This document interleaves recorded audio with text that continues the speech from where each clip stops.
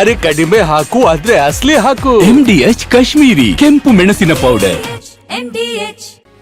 ಇನ್ನು ಇನ್ನಿತರ ಸುದ್ದಿ ಕಡೆಗೆ ಗಮನ ಕೊಡ್ತಾ ಹೋಗೋದಾದ್ರೆ ರಶ್ಮಿಕಾ ಮಂದಣ್ಣಗೆ ಸಂಬಂಧಪಟ್ಟ ಹಾಗಿನ ಒಂದು ಸುದ್ದಿ. ಕೊಡಗಿನ ನಂಬರ್ 1 ಟ್ಯಾಕ್ಸ್ ಪೇಯರ್ ಈಗ ರಶ್ಮಿಕಾ. ಹೌದು, ಕೊಡಗಿನಿಂದಲೇ ಅವರು ತೆರಿಗೆಯನ್ನ ಪಾವತಿಸ್ತಾ ಇದ್ರು ರಶ್ಮಿಕಾ ಮಂದಣ್ಣ. ರಶ್ಮಿಕಾ ಮಂದಣ್ಣ LLP ಹೆಸರಿನಲ್ಲಿ ಆದಾಯ ತೆರಿಗೆ ಪಾವತಿ ಆಗ್ತಾ ಇದೆ. ಸೊ ಅವರು ವರ್ಷದಲ್ಲಿ ಇಂತಿಷ್ಟೇ ಅನ್ನುವಂಥ ಅವ್ರೇನು ಸ್ಯಾಲ್ರಿಡ್ ಅಲ್ಲ.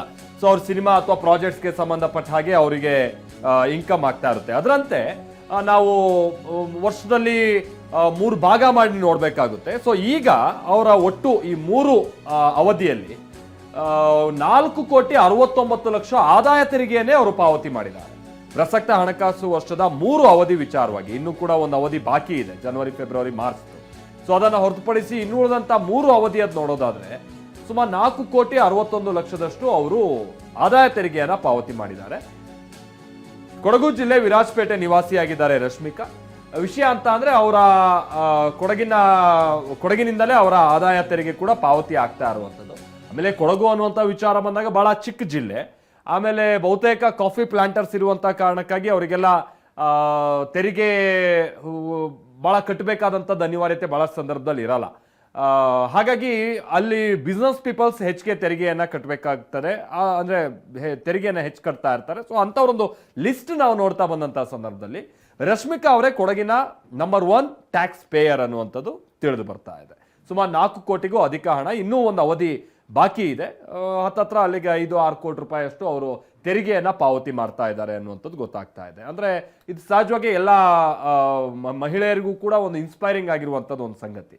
ರಶ್ಮಿಕಾ ಅವರು ಇಡೀ ಜಿಲ್ಲೆಗೆ ಅತಿ ಹೆಚ್ಚಿನ ಟ್ಯಾಕ್ಸ್ ಪೇಯರ್. ಅಂದ್ರೆ ಅವ್ರ ಹಾರ್ಡ್ ವರ್ಕ್ ಅವರು ಎಷ್ಟಿದೆ, ಎಷ್ಟು ಕಷ್ಟಪಟ್ಟು ಮೇಲೆ ಬಂದಿದ್ದಾರೆ, ಎಷ್ಟೊಂದು ಸಿನಿಮಾಗಳಲ್ಲಿ ಅವರು ಅವರ ದುಡಿಮೆ ಹೇಗಿದೆ, ಇದೆಲ್ಲದೂ ಕೂಡ ಸಹಜವಾಗಿ ಎಲ್ರಿಗೂ ಪ್ರೇರಣೆ ಆಗುವಂಥ ಸಂಗತಿ. ಆಮೇಲೆ ಆರಂಭಿಕ ಹಂತದಲ್ಲಿ ಬೇರೆ ಬೇರೆ ಗೊಂದಲ, ಮತ್ತೊಂದು ಕೆಲವರು ಟೀಕೆ, ಈ ಥರದ್ದು ಏನೇ ಇದ್ರೂ ಕೂಡ ಅದು ಯಾವುದಕ್ಕೂ ಕೂಡ ಕಿವಿಗೊಡದೆ ಅವರು ಮುಂದೆ ಸಾಗಿದ್ರಲ್ಲ, ಅದರ ಪ್ರತಿಫಲನೆ ಈಗ ಅವರ ಇಂಥ ಸಾಧನೆಗಳು. ಸೊ ಸುಮಾರು 4,69,00,000. ಆಮೇಲೆ ಬಹುಶಃ ಮುಂದಿನ ಹಂತದಲ್ಲಿ ರಿಬೇಟಿಗೆಲ್ಲ ಅವಕಾಶ ಇರುತ್ತೆ. ಅದು ಆಗ ಎಷ್ಟು ಎಕ್ಸಾಕ್ಟ್ ಅಮೌಂಟ್ ಅನ್ನುವಂಥದ್ದು ತಿಳಿದು ಬರ್ಬೋದು. ಬಟ್ ಈಗ 4,69,00,000 ಹಣವನ್ನು ಅವರು ಪಾವತಿ ಮಾಡಿದ್ದಾರೆ. ಕೊಡಗಿನ ಒಂದು ಪುತ್ರಿಯಾದಂತಹ ರಶ್ಮಿಕಾ ಮಂದಣ್ಣನವರು ಹೈಯೆಸ್ಟ್ ಇನ್ಕಮ್ ಟ್ಯಾಕ್ಸನ್ನು ಕೊಡಗಿನಿಂದ ಪೇ ಮಾಡ್ತಾ ಇರುವಂತಹ ಒಂದು ನಟಿಯಾಗಿದ್ದಾರೆ. ಅವರು ಕನ್ನಡ ಚಲನಚಿತ್ರದಲ್ಲೂ ಅಲ್ಲಿಂದ ಭಾರತದಾದ್ಯಂತ ಹೆಸರು ಮಾಡಿದಂಥ ಒಂದು ನಟಿಯಾಗಿದ್ದಾರೆ. ಈಗ ಅವರು ಟ್ಯಾಕ್ಸನ್ನು ಸಹ ಪ್ರಾಂಪ್ಟ್ ಆಗಿ ಪೇಮೆಂಟ್ ಮಾಡಿ ನಮಗೊಂದು ಕೊಡಗಿಗೆ ಒಂದು ಪ್ರೌಡ್ ಮೂಮೆಂಟ್ ಅಂತ ಒಂದು ಆ್ಯಕ್ಟ್ರೆಸ್ ನಮ್ಮ ಕೊಡಗಿನಲ್ಲೇ ಹುಟ್ಟಿ ಬೆಳೆದು ಈಗ ಬಾಲಿವುಡಲ್ಲೂ ಸಹ ಹೆಸರು ಮಾಡಿ ಟ್ಯಾಕ್ಸನ್ನು ಸಹ ಪ್ರಾಂಪ್ಟ್ ಆಗಿ ಪೇ ಮಾಡಿ ಇಡೀ ಕೊಡಗಿಗೆ ಒಂದು ಹೆಸರನ್ನು ತಂದಿದ್ದಾರೆ. ಅದೇ ರೀತಿ ಎಲ್ಲ ಸಹ ಇನ್ಕಮ್ ಇರೋರು ಕರೆಕ್ಟ್ ಟೈಮ್ಗೆ ಟ್ಯಾಕ್ಸನ್ನು ಪೇ ಮಾಡಿ ಒಂದು ಸರ್ಕಾರಕ್ಕೆ ಒಂದು ಎಲ್ಲ ರೀತಿಯಲ್ಲಿ ಸಹ ಒಂದು ಸಹಕರಿಸಬೇಕಾಗಿ ನಾನು ಕೇಳ್ಕೊಳ್ತೇನೆ. ಕೊಡಗಿನ ಒಂದು ಪುತ್ರಿಯಾದಂತಹ ರಶ್ಮಿಕಾ ಮಂದಣ್ಣನವರು ಹೈಯೆಸ್ಟ್ ಇನ್ಕಮ್ ಟ್ಯಾಕ್ಸನ್ನು ಕೊಡಗಿನಿಂದ ಪೇ ಮಾಡ್ತಾ ಇರುವಂತಹ ಒಂದು ನಟಿಯಾಗಿದ್ದಾರೆ. ಅವರು ಕನ್ನಡ ಚಲನಚಿತ್ರದಲ್ಲೂ ಅಲ್ಲಿಂದ ಭಾರತದಾದ್ಯಂತ ಹೆಸರು ಮಾಡಿದಂಥ ಒಂದು ನಟಿಯಾಗಿದ್ದಾರೆ. ಈಗ ಅವರು ಟ್ಯಾಕ್ಸನ್ನು ಸಹ ಪ್ರಾಂಪ್ಟ್ ಆಗಿ ನಾವು ಪ್ರತಿನಿಧಿ ಗೋಪಾಲ್ ಇದಕ್ಕೆ ಸಂಬಂಧಪಟ್ಟ ಹಾಗೆ ಮತ್ತಷ್ಟು ಡೀಟೇಲ್ಸ್ ಅನ್ನ ಕೊಡ್ತಾರೆ. ಗೋಪಾಲ್, ಹೌದು, ಒಬ್ರು ಬಹಳಷ್ಟು ಆರಂಭಿಕ ಹಂತದಲ್ಲಿ ಗೊಂದಲ ಆಯಿತು, ಕಿರಿಕಿರಿಗಳಾಯಿತು, ಅದನ್ನೆಲ್ಲ ಮೀರಿ ಅವರು ಮುಂದಕ್ಕೆ ಹೋದಂಥ ರೀತಿ. ಮತ್ತೊಂದು, ನೀವು ಅಲ್ಲಿ ಒಬ್ರ ಜೊತೆ ಮಾತನಾಡ್ತಾ ಇದ್ದಾಗ ಅವ್ರು ಹೇಳ್ತಾ ಇದ್ರಲ್ಲ, ಪ್ರಾಂಪ್ಟ್ ಆಗಿ ಟ್ಯಾಕ್ಸ್ ಪೇ ಮಾಡ್ತಾ ಇರುವಂಥದ್ದಕ್ಕೂ ಕೂಡ ಹೀಗೆ ಒಂದು ಇನ್ಸ್ಪೈರಿಂಗ್ ಆಗಿದ್ದಾರೆ ರಶ್ಮಿಕಾ ಮಂದಣ್ಣ ಈ ಟ್ಯಾಕ್ಸ್ ಪೇ ಮಾಡುವಂಥ ವಿಚಾರದಲ್ಲೂ ಕೂಡ. ಏನು ಡೀಟೇಲ್ಸ್ ಗೊತ್ತಾಯಿತು?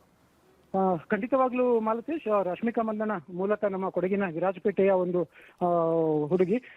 ಯಾವುದೇ ಬ್ಯಾಕ್ ಗ್ರೌಂಡ್ ಇಲ್ಲದೆ, ಅಂದ್ರೆ ಯಾವುದೇ ಗಾಡ್ ಫಾದರ್ಗಳ ನೆರವಿಲ್ಲದೆ ತಮ್ಮ ಸ್ವಂತ ಪ್ರತಿಭೆ ಪರಿಶ್ರಮದಿಂದ ಇವತ್ತು ರಾಷ್ಟ್ರಮಟ್ಟದಲ್ಲಿ ಹೆಸರು ಮಾಡಿರುವಂತಹ ಒಂದು ಖ್ಯಾತ ನಟಿ. ಅವರ ಜೊತೆ ಸಾಕಷ್ಟು ವಿವಾದಗಳು, ಬೇರೆ ಬೇರೆ ವಾದ ವಿವಾದಗಳು ಸುದ್ದಿಯಲ್ಲಿದ್ರೂ ಕೂಡ ಈ ಟ್ಯಾಕ್ಸ್ ಪೇಯಿಂಗ್ ವಿಷಯಕ್ಕೆ ಬಂದಾಗ, ಅಂದ್ರೆ ಏನು ತೆರಿಗೆ ಪಾವತಿ ವಿಷಯಕ್ಕೆ ಬಂದಾಗ ಕೂಡ ಅವ್ರು ಎಲ್ಲೂ ಕೂಡ ಏನು ರಾಜಿ ಮಾಡ್ಕೊಳ್ಳದೆ ಕಳೆದ 1 ವರ್ಷದ ಅವಧಿಯಲ್ಲಿ, ಅಂದ್ರೆ 1 ವರ್ಷದ ಅವಧಿಯಲ್ಲಿ 4 ಕ್ವಾರ್ಟರ್ ಇರುತ್ತೆ. ಅದರಲ್ಲಿ ಮೊದಲ 3 ಅವಧಿಯಲ್ಲಿ ಈಗಾಗಲೇ 4,69,00,000 ರೂಪಾಯಿ ಟ್ಯಾಕ್ಸ್ ಅನ್ನು ಪೇ ಮಾಡಿದ್ದಾರೆ. ಅದು ಕೂಡ ಆ ಟ್ಯಾಕ್ಸ್ ಪೇ ಮಡಿಕೇರಿಯ ಇನ್ಕಮ್ ಟ್ಯಾಕ್ಸ್ ಆಫೀಸ್ ಮೂಲಕನೇ ಪಾವತಿ ಮಾಡಿರುವಂತದ್ದು.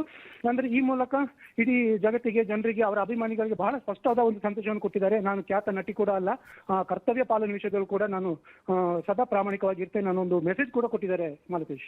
Okay, thank you Gopal. MDH ನ ಕಿಚನ್ ಅಲ್ಲಿದ್ರೆ ನಾವು ಎಲ್ಲವನ್ನು ಮಾಡಬಹುದು. ಬೆಂಗನ್ ಕ ಬರ್ತಾ, ಆಲೂ ಗೋಬಿ, ಬಿಳಿ ಮಸಾಲಾ, ಇನ್ನೂ ಬಹಳಷ್ಟು. MDH